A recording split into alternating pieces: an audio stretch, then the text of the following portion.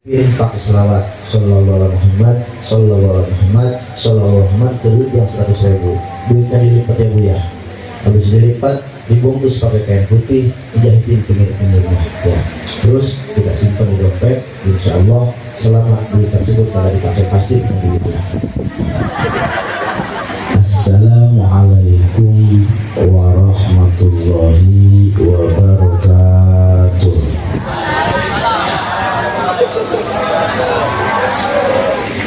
Alhamdulillahi wahdah wassalatu wassalamu ala rasulillah wa ala alihi wa sahbihi wa man tabi'ahu wa wala amma ba'du. Qala Allah ta'ala fil Qur'anil Karim a'udzu billahi minasy syaithanir rajim. Innaka laminal mursalin ala siratin mustaqim al-ayah. Wa qala habibuna wa nabiyyuna Muhammad sallallahu alaihi wasallam, man ahabba fitrati falyastasinna bisunnati al-hadis al-qamaqala. Sadaqallahul azim wa sadaqa rasuluhul habibul karim wa nahnu ala dzalika minasyahidina wa syakirin walhamdulillahi rabbil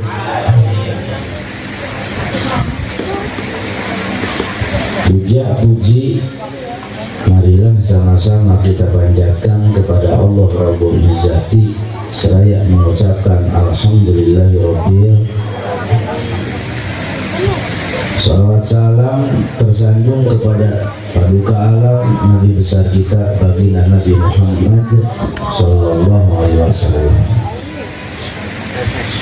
Hadratal mukarramin segenap para alimul ulama, para kiai, jajaran DKM Masjid, wabil khusus guru kita Kiai Haji Al-Gani, wabil khusus guru kita yang telah dulu meninggalkan tempat ini, berikut segenap guru, segenap kiai. Mudah-mudahan senantiasa beliau Allah berkahkan ilmunya, amin. Allah sehatkan jasadnya, amin. Allah makmurkan rezekinya, amin. Ya Allah ya Rabbal alamin. Sepuh bini sepuh, tokoh masyarakat perumahan apa ini namanya, Radik Mulia Residen. Mudah-mudahan para RT, para RW senantiasa Allah tambahkan amanah dan Allah tambahkan berkahnya, amin ya Allah ya Rabbal alamin. Khusus jemaah maulid yang hadir, mudah-mudahan yang kepanasan masuk surganya paling atas, amin.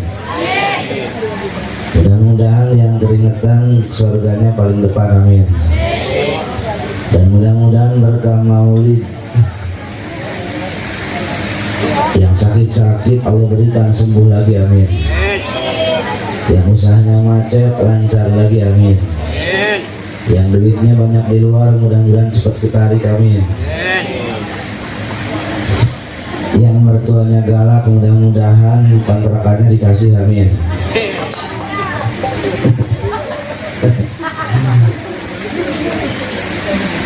Yang kagak sholat demen sholat, amin. Yang belum ngaji demen ngaji, amin. Yang main sholat sama bergeledek, amin. Amin ya Allah, amin ya Allah, amin ya Allah, amin, amin ya Allah. Bisa bergeledek ahlaknya, amin ya Allah ya Allah.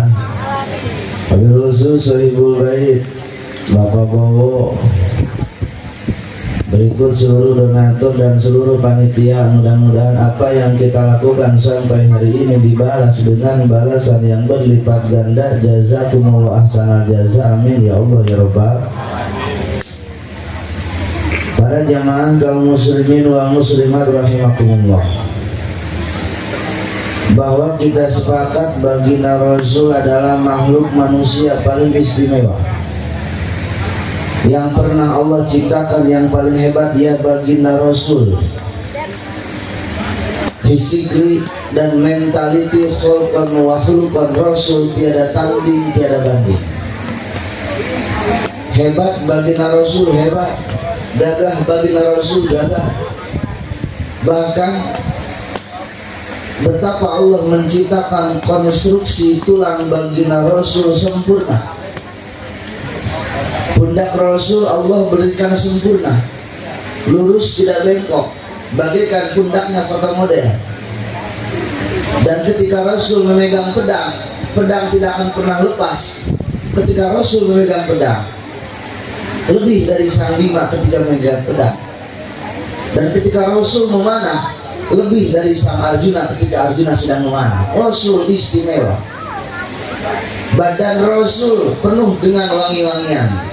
Rasul mah badannya wangi, keringatnya wangi, karena keringat Rasul dicampur dengan keringat yang Allah turunkan dari surga. Maka salah satu sunnahnya Rasul, kita harus wangi, badan kita harus wangi. Kenapa? Untuk menambah pede, serta umat Islam harus komunikasi, dan ketika ada bau-bau dalam badan itu mengurangi kepedean.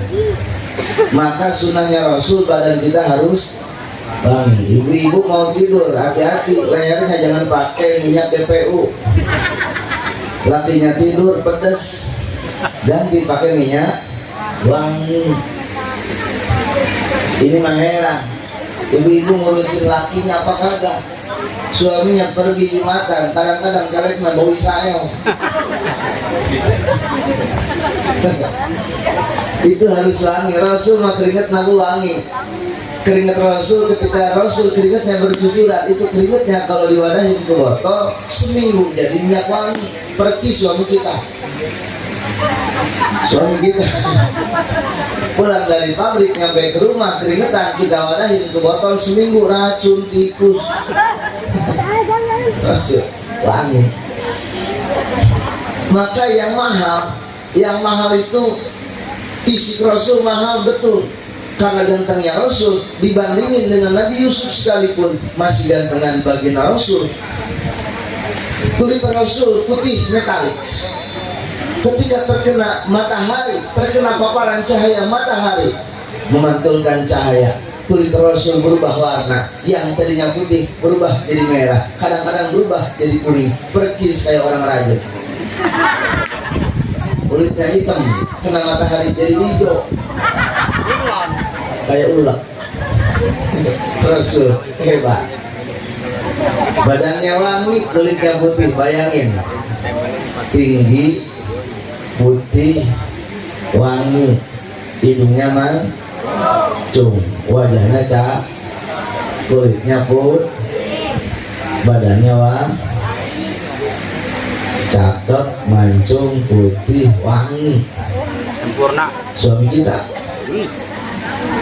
badannya bau, wajahnya jelek, hidungnya pes, nya pendek, nya bau, nya pesek.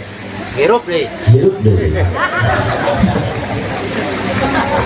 Tapi jangan berkecil hati. Toh Rasul bukan untuk mempertontonkan fisik. Rasul bukan untuk berbangga-bangga dengan fisik.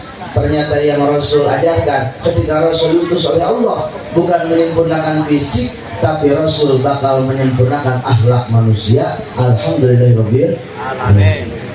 Maka Rasul diutus untuk menyempurnakan akhlak manusia, moralitas manusia. Maaf, sekarang akhir zaman, di mana bangsa kita kehilangan jati diri. Anak kecil gak mau pergi ke masjid, anak kecil hilang sifat gotong royong, ngaji kagak demen, sholat kagak mau, demennya main HP, kagak berhenti main HP. Dari pagi nyampe malam main HP, pagi-pagi HP, siang HP, sore tengah malam mau tidur, bangun tidur sambil ngising nage.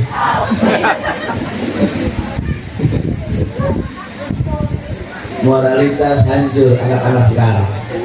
Bagaimana pemuda sekarang berani mengangkat senjata bukan melawan musuh, tapi mengangkat samurai untuk membegal orang. Betul.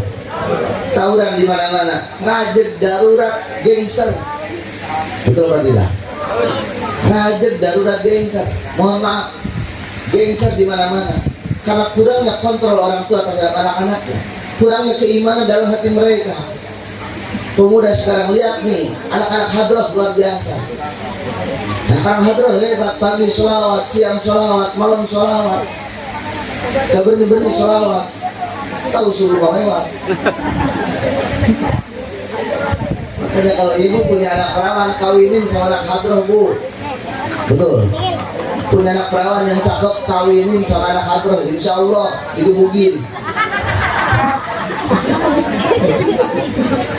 Enggak, didoain pakai selawat. Iya, anak hadrah cakep-cakep, sama baju putih, baju putih, cakep apa kagak? Cakep, masya Allah. Anak hadrah mana? Anak hadrah, dia mah kagak berani pacaran sama cewek orang.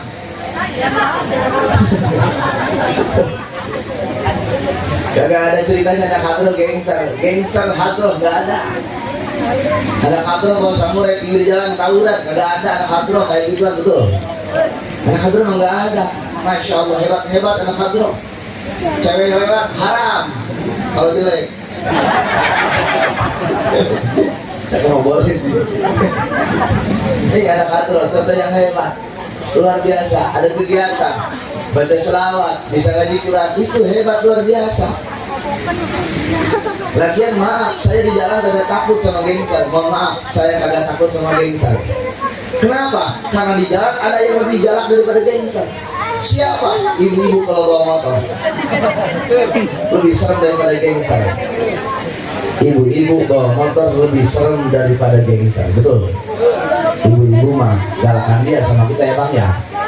Ibu-ibu bawa motor, sen kanan kagak belok-belok, udah mah jalannya di tengah. Betul apa tidak? Diklaksonin sama kita nih, pet, boro-boro minggir, liatin ke sopir, pak you kata dia. Ibu-ibu serem. Sekarang kekurangan moralitas yang negara butuhkan bukan sekedar ilmu tapi moralitas. Tentang keimanan, tentang akhlak, itu yang mahal sekarang. Orang pada pintar, orang lihat di YouTube, bahkan pintaran murid daripada guru sekarang. Bagaimana guru-guru sekarang dilunjak sama anak-anak muridnya. Kejadian di daerah Rangkas Bitung, muridnya yang salah, gurunya yang dipecat, betul. Dan itu mengerikan. Bagaimana kekuatan seperti itu? Kita dulu makan itu kagak minta yang macam-macam. Semak nih dulu disuapin pakai sanuk yang dikepalin, bener nggak? Sanuk ditebel-tebel pakai sanuk akil, ditebelin terus dicocolin sama minyak jelantah bekas gorengan ikan asin. Disuapin anak, kita gak protes. Kenapa? Orang tua dulu tidak pernah mengajarkan kebahagiaan, tidak pernah mengajarkan kekayaan. Yang mereka ajarkan adalah kebahagiaan, menerima apa yang orang tua kita kasih. Sekarang banyak gaya, anak sekarang banyak minta, betul.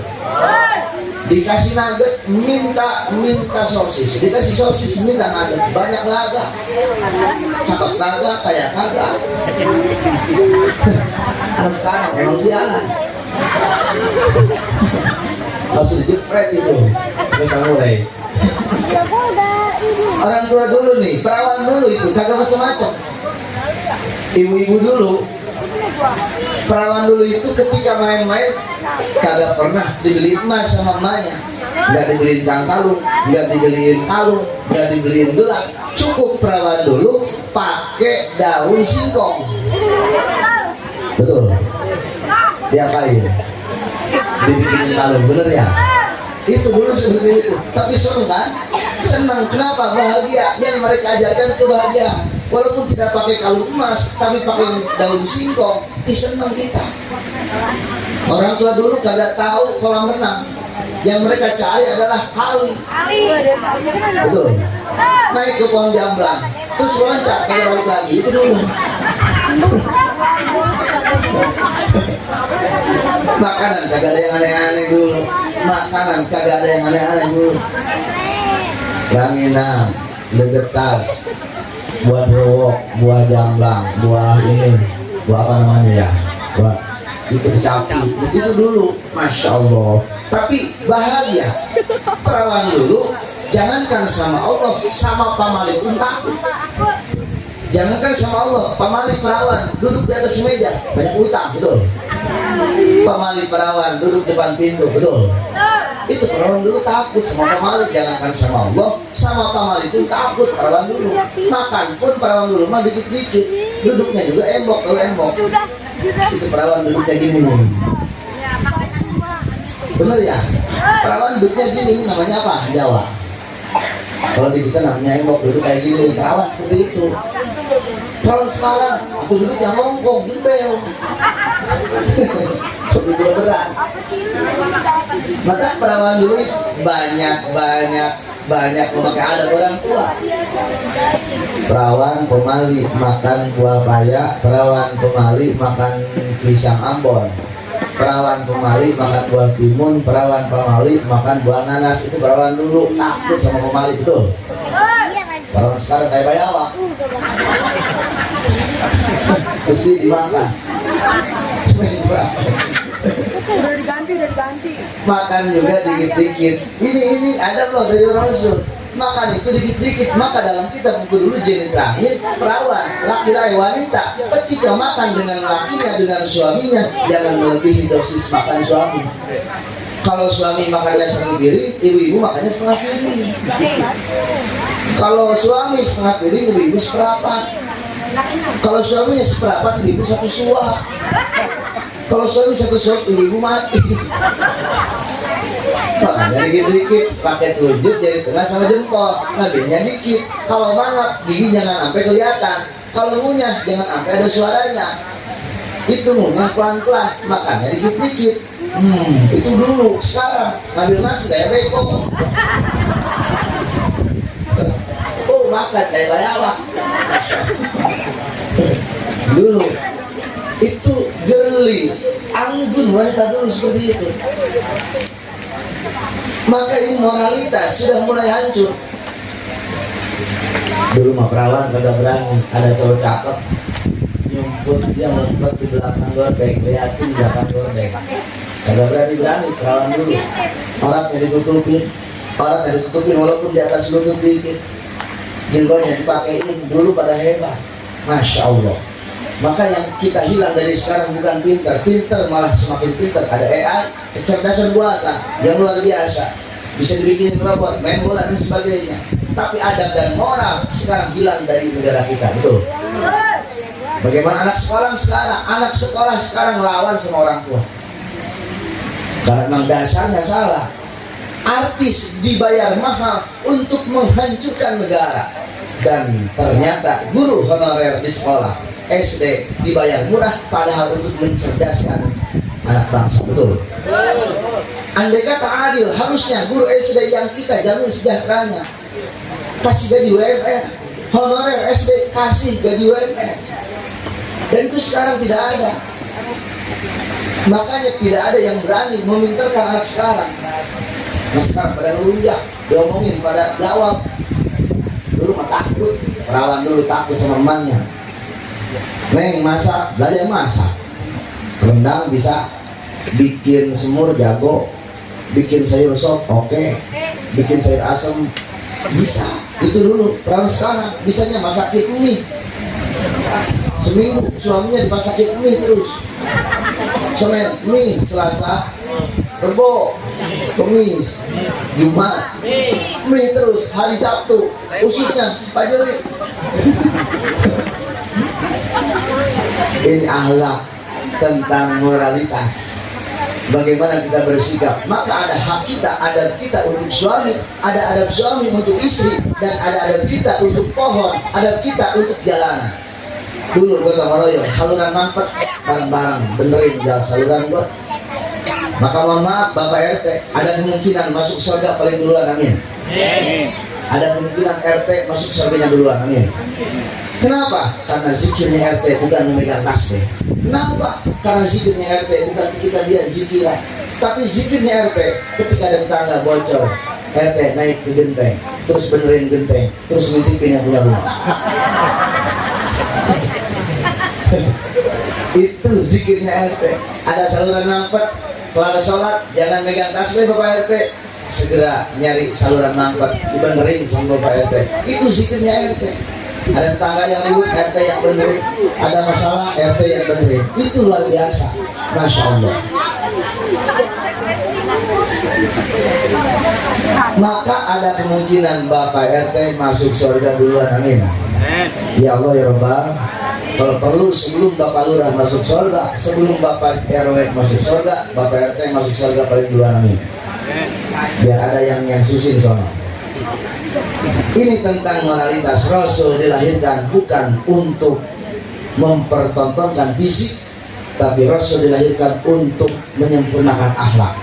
Biar dikata warga Rajen bukan turunan kiai, bukan anaknya Abuya, bukan anaknya Romo Yai, bukan Ning, bukan Gus, bukan siapapun, tapi berakhlak bagaikan akhlaknya Rasul. Walaupun gelarnya RT, walaupun tukang kerompongan, walaupun tukang takoyaki, walaupun tukang sosis, berakhlak bagaikan akhlak Rasul. Yakin di akhirat pasti Allah muliakan, amin. Ya Allah ya Rabbal. Orang besi pun berhak untuk masuk surga, betul. Bapak Bowo masuk surga, ntar melasi di surga. Ini tentang akhlak. Saya pakai sorban, saya pakai baju putih, kata orang mah anak kiai, kata orang mah mantunya Abuya. Belum tentu saya mulia, Bu. Ibu-ibu bukan anak siapa-siapa, bukan turunan yang hebat, tapi berakhlak bagaikan akhlaknya Rasul. Ibu pasti mulia, amin. Jangan berkecil hati. Allah tidak pernah diskriminatif terhadap siapapun. Allah maha santuy, santai, slow but sure, tenang tapi pasti.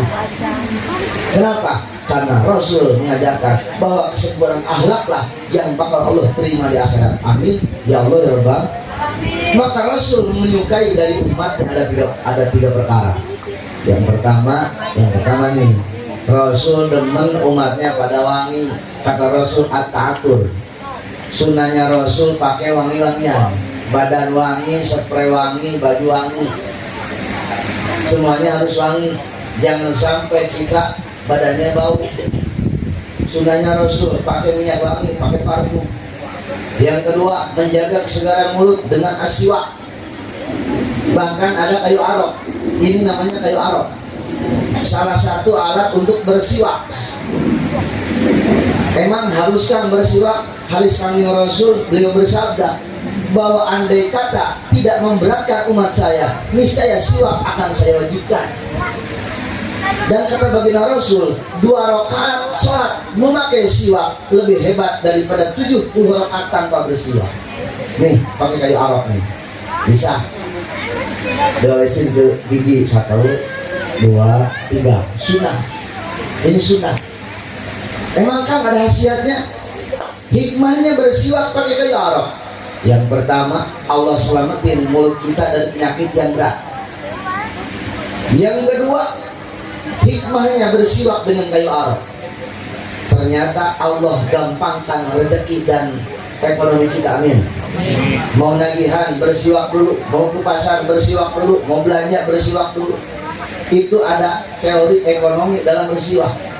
Yang ketiga, Allah gampangkan menjawab pertanyaan munkar wa nakir ketika wafat datang kepada kita. Yang keempat, mempercepat proses keluar ruh seseorang. Caranya, ketika ada orang yang sekarat, orang tua kita lagi sekaratul maut, ambil kayu arok kita, basahin dengan air wudhu kita, usapin ke bibir yang lagi sekarat. 3 kali diusapin, sekali, 2 kali, 3 kali. Lihatin sama kita, belum mati, sekali lagi, sekali, 2 kali, 3 kali. Lihatin lagi, masih belum mati, sekali lagi, sekali, 2 kali, 3 kali. Kagak mati-mati juga, banyak-banyak hidungnya. Insya Allah mati. Kayak Arab, hebat ini, kayak Arab ini. Orang Jumatan, laki ibu Jumatan nih ke depan masjid, handphone ketinggalan, tasbih ataupun kayak orang ketinggalan. Balik lagi ke rumah, ngambil HP apa ngambil tasbih? Bawa pisau. Kayak Arab, hebat banget. Bisa diganti, bisa. Standar fikih mengajarkan, andai kata kita tidak punya kayu arok, bisa diganti dengan kain yang kasar. Nih, pakai sorban, mangga, pakai karpet, silakan. Sambil sujud gesek-gesek. Pakai sorban boleh, Bu, pakai sorban nih. sekali, 2 kali, 3 kali. Apa banyak kiai seperti itu? Suruh ngaji silakan dulu sekali, 2 kali, 3 kali. Pakai sorban boleh. Laki ibu pergi Jumatan, sorban kagak pakai, kayu arok lupa, kagak ke bawah. Ada ustaz, pakai sorban, tak minyak. Pas ustaz tolong siap. Siwa. Bersiwa. Yang ketiga, An-Nisa, Rasul menyukai wanita. Kenapa harus wanita? Ketika Rasul mengatakan An-Nisa, ternyata ada dilalah tadamun, ada simpanan kandungan mana. Ketika Rasul saya menyukai wanita, secara tidak langsung Rasul sedang mengajarkan sebuah arti kesetaraan hak antara laki-laki dan wanita, dan itu dalam dunia modern dinamakan emansipasi. Kenapa? Karena ketika Rasul dilahirkan di kaum jahiliyah, wanita tidak ada harganya sama sekali. Lahir anak wanita dibunuh, lahir anak wanita dibuang, lahir anak wanita dikubur hidup-hidup. Dengan adanya Rasul, wanita Allah muliakan, dan wanita berhak mendapatkan tempat yang sama di surganya Allah Subhanahu wa taala. Alhamdulillahirabbil alamin. Luar biasa. Rasul menyukai wanita. Kenapa, Kang? Harus An-Nisa, harus wanita. Karena dalam badan wanita ada satu organ tubuh yang sangat istimewa. Apa namanya? Rahim. Kenapa rahim? Rahim tempat menyimpan sel telur wanita, dan rahim tempat bertemu dengan sel telur laki-laki. Bertemu dalam rahim, jadilah alqah, jadilah mudghah, dan jadilah janin. Kenapa janin? Ada harapan untuk negara kita. Kenapa janin? Ada harapan untuk agama kita. Maka dalam wanita ada janin, ada rahim. Maka berbeda antara laki-laki dan wanita. Proses maulid secara tidak langsung berbicara tentang sebuah proses kelahiran. Yang jadi pertanyaan, yang melahirkan ibu-ibu apa bapak-bapak? Ibu-ibu. Yang nyusuin? Ibu-ibu. Yang belanja ke pasar? Yang masak? Yang nyuci? Yang pel? Yang ramen besan? Ibu-ibu. Yang rame di maulidan? Yang rame di pengajian? Ibu-ibu. Yang suka ngambil duit kagak bilang-bilang?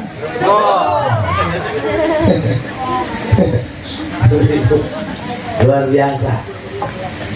Wanita Allah berikan tingkat yang sama dengan laki-laki.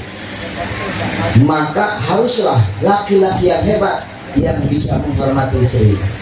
Allah muliakan suami ketika mereka memuliakan istrinya, dan Allah hinakan suami ketika mereka menghinakan istrinya. Betul. Maka jangan macam-macam sebagai suami. Hati-hati mas, hati-hati mas. Jangan macam-macam sama istri kita. Jangan macam-macam sama istri kita. Mohon maaf, istri kita bukan pembantu kita, betul. Istri kita adalah partner kita mencari ridho Allah. Jangan kerjanya nyuruh terus sama istri, betul. Kerjanya nyuruh terus sama istri, dikit-dikit nyuruh, dikit-dikit. Apa yang bisa kita lakukan sendiri dengan kaki kita, melangkahlah. Apa yang bisa kita lakukan dengan tangan kita, lakukanlah. Jangan dikit-dikit nyuruh, jangan dikit-dikit nyuruh. Istri bukan pembantu kita, betul. Mereka adalah partner kita nyari ridho Allah Subhanahu. Istri harus kita muliakan. Maka dalam fikih diterangin, seminggu sekali istri harus kita hormat. Andai kata tiap hari dikasih makan daun singkong, maka seminggu sekali istri kasihlah yang mengandung protein tinggi, daging sapi. Andai kata kagak kebeli daging sapi, bisa diganti dengan daging kebo. Daging kebo kagak kebeli, bisa diganti daging kambing. Asam urat tinggi diganti pakai daging ayam. Kagak kebeli telur ayam. Masih mahal tai. Itu wanita. Maka istri harus dimulain sama kita mah. Cewek itu dingertiin sama suami, dirusakin, diplastikin, dipaketin. Kalau istri jangan pernah menghinakan istri kita. Kenapa? Karena istri adalah sang penyempurna agama kita, karena istri adalah sang penyempurna ibadah kita. Mereka adalah istri-istri kita. Kenapa Rasul berbicara seperti itu? Karena di balik orang-orang yang besar terdapat ibu yang hebat.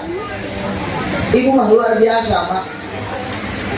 Bayangin, 9 bulan mereka mengandung. Wanita 9 bulan mereka mengandung. Laki-laki cuma enak-enaknya doang. Laki-laki ada kerjaan 30 menit enak, terus merokok. Wanita 30, bukan sekitar 30 menit, 9 bulan mengandung. Udah mama kok. Apalagi ngelahirin wanita sangat berat. Tanya sama ibu-ibu, ketika wanita ngelahirin, tulang punggung panas, tulang pinggang pegel, betul ya Bu ya? Ketika lahiran sakit apa enggak? Mulas apa enggak?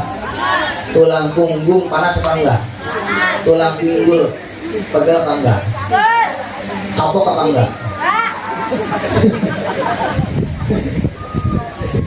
Wanita perjuangan mereka luar biasa, maka Allah kasih reward, Allah kasih penghargaan, Allah kasih apresiasi terhadap wanita. Walaupun wanita tidak ada dari golongan Nabi, mohon maaf, wanita tidak ada dari golongan Nabi. Tidak ada Nabi yang jadi wanita, tidak ada Nabi dari golongan wanita, tidak ada wanita yang jadi Nabi, tidak ada wanita yang jadi Rasul. Tapi banyak wanita yang bakal bertempat dengan tempat yang sama dengan baginda Rasulullah Sallallahu Alaihi Wasallam. Siti Asiyah bintu Mazahim punya laki namanya Fir'aun. Tahu apa kata Fir'aun? Orang mana? Orang Raja Wali. Fir'aun itu punya suami namanya Fir'aun. Bayangin Fir'aun udah mah lindes, galak, cerewet, tukang zina, tukang mabok, yang mengerikan, ngaku sebagai Tuhan. Serem apa kagak? Serem. Tapi Siti Asiyah sanggup menjaga akhlak, sanggup menjaga keimanan. Walaupun lakinya bajingan, walaupun suaminya haram jala, tapi Siti Asiyah sanggup menjaga marwahnya di depan suami. Artinya ketika Fir'aun walaupun kagak sholat, walaupun tukang mabok, ketika meminta kopi diseduhin sama istrinya. Dengerin Bu, jangan belaga tidur. Kalau ibu-ibu dicoba sama Allah, punya suami bajingan, kagak sholat, kagak ngaji, tukang mabok, sebagai istri yang baik, contohlah Siti Asiyah bintu Mazahim dengan kesabaran dan tetap kita ngurusin khidmat terhadap suami. Itu adalah standar wanita, ngurusin suami. Mending Bu kita mah Siti Asiyah mah Fir'aun dicobanya Bu. Kita mau dikasih suami sebajingan-bajingannya suami. Warga sini sebajingan-bajingannya suami kita. Insya Allah setahun mah 2 kali sholat.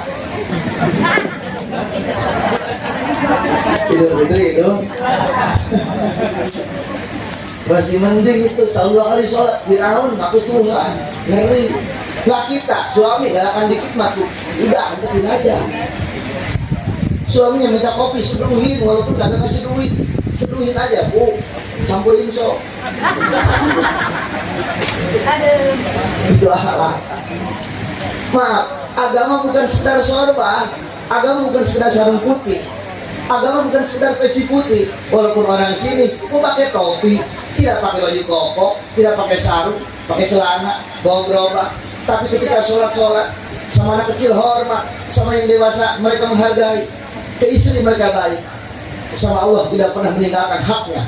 Walaupun pakai celana, walaupun pakai topi dibalikin, ada tulisan di sini, cinglu. Tapi sholatnya rajin, sama tetangga kagak pernah saling nyakitin, peka terhadap sesama. Yakin Allah muliakan, amin. Ya Allah ya Bang. Apalagi sama istrinya Bang, istri ajakin senang-senang. Kali-kali istri ajakin ke Tanjung Kait, ke laut, beliin di laut. Istri ajakin senang-senang, Masya Allah, kasihan mereka, beliin baju setahun 2 kali minimal itu. Setahun 2 kali minimal istri beliin baju setahun 2 kali mah. Setahun 2 kali, bulan Muharram sama bulan Ramadan itu beliin baju 10.003.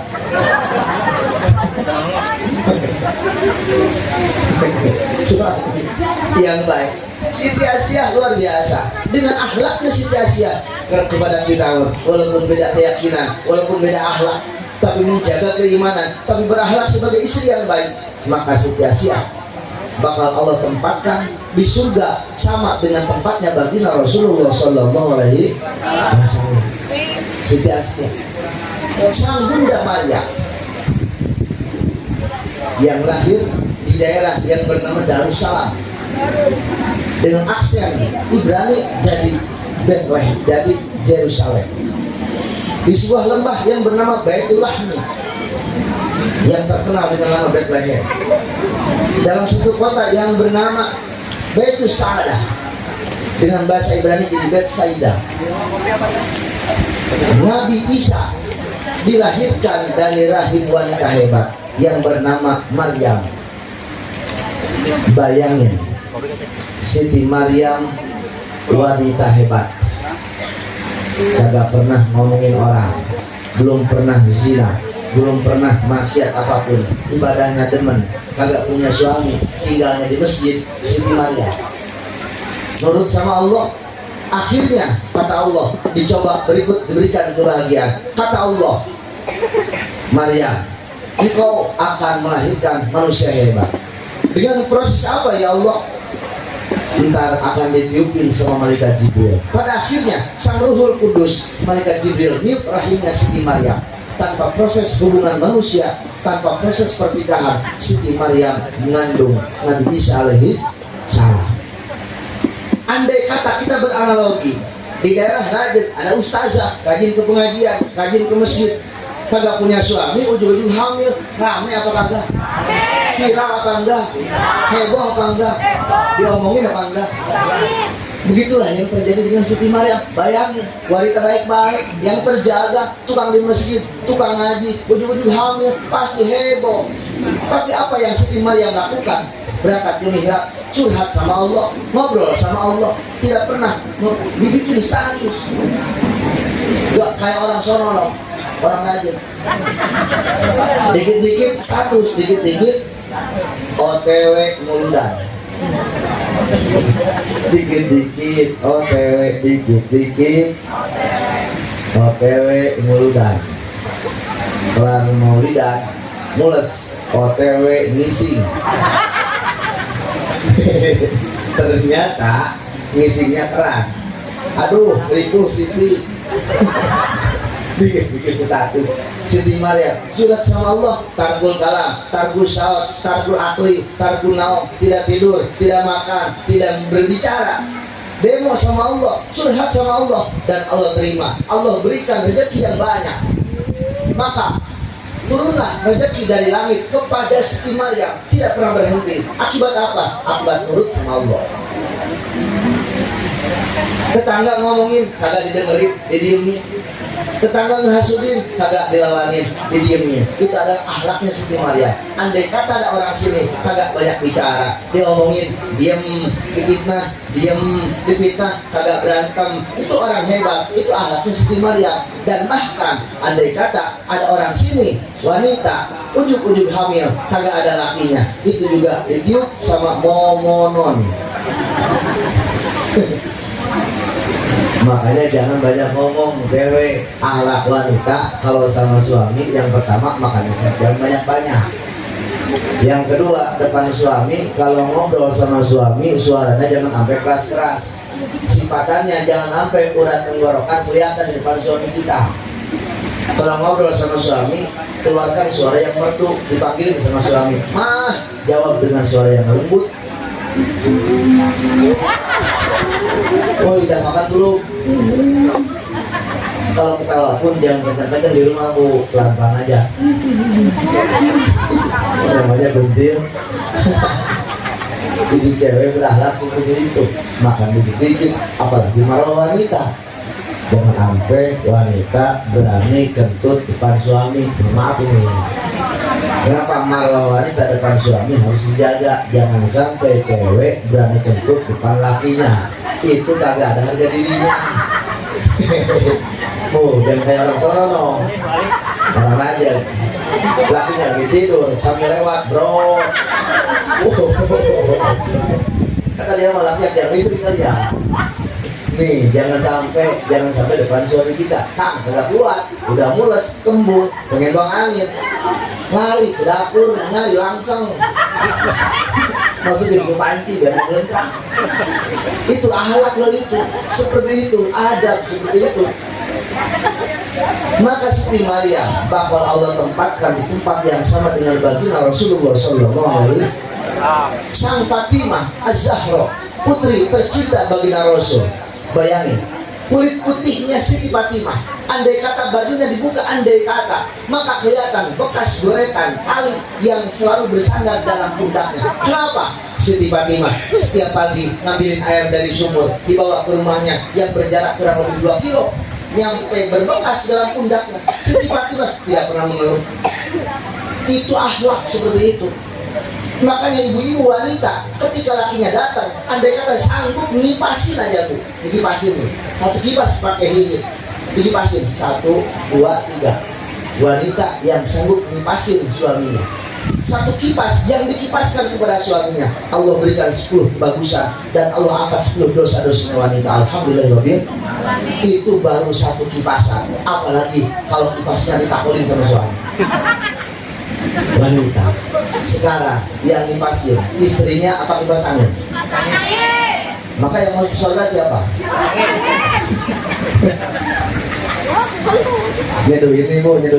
nyeduhin kopi 1 tetes, 1 gelas nih, baru 1 tetes diminum sama suaminya, 1 tetes, 1 tetes diminum nih, 1 tetes air kopi diminum sama suami ibu. Itu 10 kebagusan Allah berikan, 10 dosa Allah angkat, dan Allah berikan kenikmatan dunia dengan akhirat. Itu baru 1 tetes Bu. Apalagi air kopinya disiramin ke wajah suami. Betapa wanita hebat, wanita luar biasa, wanita yang hebat, wanita seperti itu Allah berikan keringanan, tenang. Maka tugas dalam wanita dalam kira rukun ujian diterangi. Tugasnya wanita bukan memasak, kewajiban wanita bukan ngepel, kewajiban wanita bukan nyuci. Yang wajib nyuci bapak-bapak, yang wajib masak bapak-bapak, yang wajib ngepel bapak-bapak, gantiin popok bapak-bapak, gantiin salin anak kita bapak-bapak, yang belanja ke dapur bapak-bapak, yang belanja ke pasar bapak-bapak, semuanya kewajiban bapak-bapak. Yang pakai BH bapak-bapak, itu kewajiban bapak-bapak semuanya. Itu kewajiban laki semuanya. Terus tugasnya wanita rebahan di kasur, bikin status, ya Allah hidup ini indah ya Allah. Itu tugasnya wanita. Maka tugas wanita adalah menjaga akhlak anak-anaknya. Maka andai kata anaknya tidak berakhlak bagaikan Rasul, anaknya jadi bajingan, maka yang pertama Allah pertanyakan, siapa ibunya, siapa yang mendidik? Kenapa? Karena al-ummahat al-madrasatul ula. Ibu adalah madrasah pertama bagi anak-anaknya.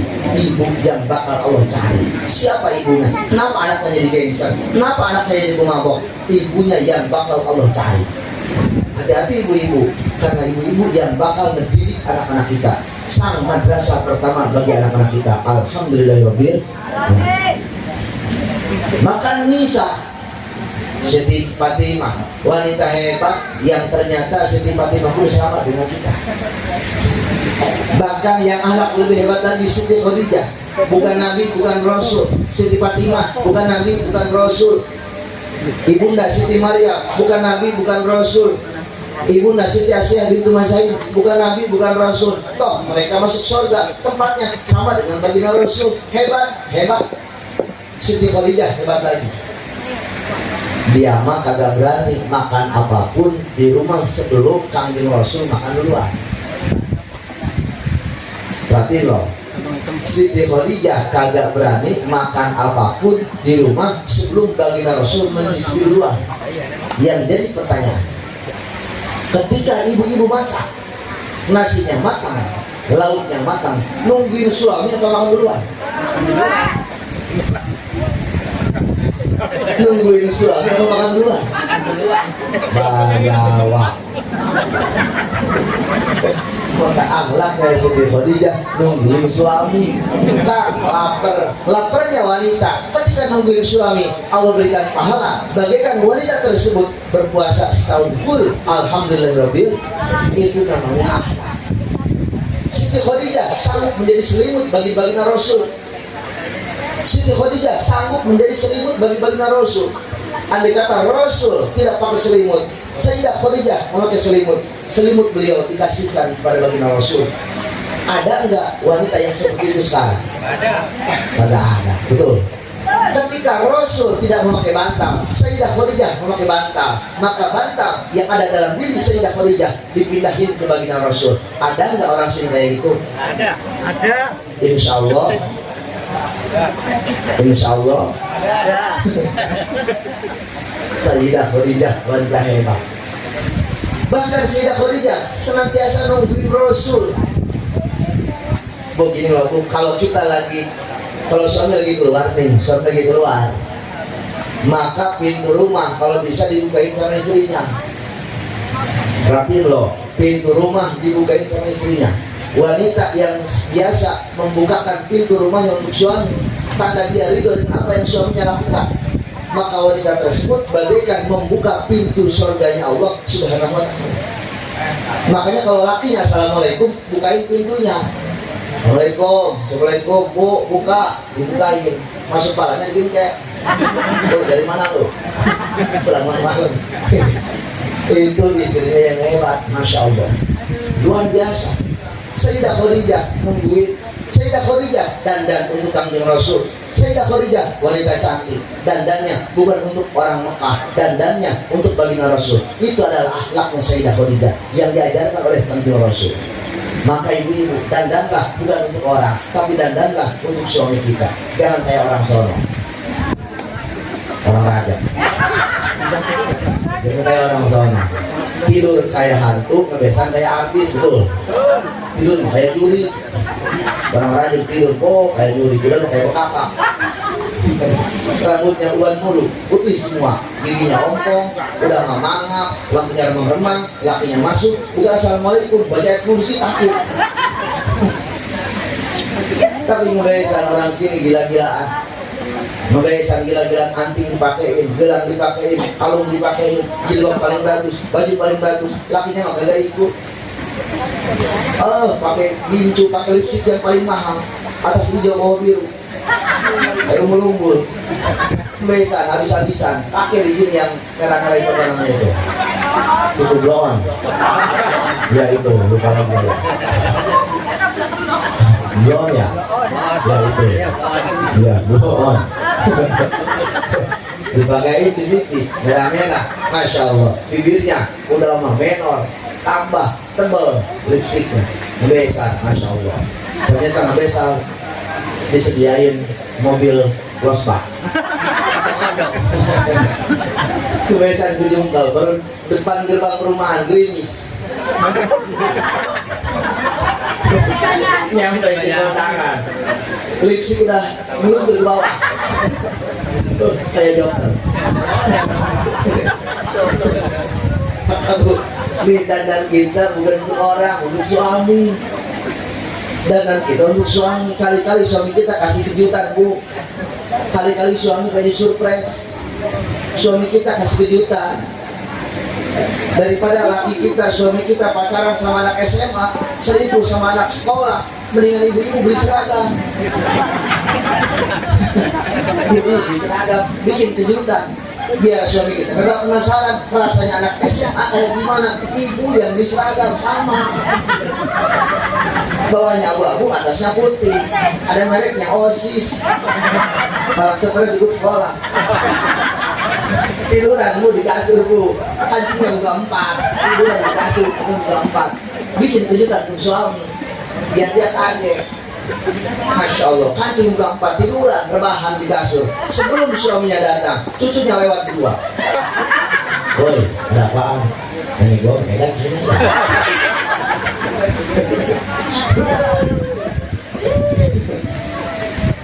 Itu akhlak Siti Khadijah, seperti itu, berakhlak kepada kanjeng Rasul. Siti Khadijah luar biasa. Maka istri itu walaupun bukan kewajiban mereka, toh jadi kebaikan mereka. Ternyata pada akhir zaman yang masak istri, yang ngepel istri, yang nyuci istri, itu adalah kebaikan, bukan kewajiban. Maka banyak pahala yang Allah limpahkan pada istri kita. Maka pagi-pagi jangan kayak orang sono. Orang lanjut. Istri jamaah belum ditanya udah serah apa belum. Burung mah udah dikasih bur sama kroto, betul. Burung udah diturunin, disemprotin, dikasih pakan, terus dikasih kroto, masya Allah. Dianya belum sholat, istrinya belum ditanyain. Burung mah, burung murai, burung lakbat, udah pada makan, istrinya nggak makan. Maka ketika istrinya tidak dikasih sarapan, akhirnya nyari istrinya. Nasi kagak ada, duit kagak ada, adanya kroto, maka istrinya makan kroto. Maka yang gacor bukan burung, istri kita. Tiap pagi gacor bersuara, maka ada istri yang cerewet makannya kroto itu. Istri tiap pagi dikasih makan yang enak, tiap hari dikasih penyikapan yang enak. Itu akhlaknya Siti Khadijah dengan baginda Rasulullah Shallallahu Alaihi Wasallam. Akhlak. Kenapa? Karena wanita bakal mendidik anak. Sekarang anak kecil banyak yang jadi korban handphone. Mereka udah kasih main Mobile Legend. Betul. Kasih main Mobile Legend. Kasih main FF. Betul. Banyak sekarang orang tua yang terjebak pinjaman online. Betul. Bapaknya main judi online, main slot. Betul. Link gacor, anti rumah. Ternyata ada enggak warga perumahan yang gara-gara judi online, gara-gara slot kebeli motor, ada apa enggak? Ada. Yang gara-gara slot ataupun judi online kebeli rumah, ada enggak? Ada. Yang ada juga rumah jadi hilang, motor juga kejual. Betul. Itu gara-gara judi online, gara-gara slot. Ada timang slot merusak banget. Slot merusak banget generasi kita, generasi acak-acakan. Mati ninggalin buta. Nauzubillah, nauzubillah. Mereka berani minjem pinjaman online demi main judi online, demi main game online.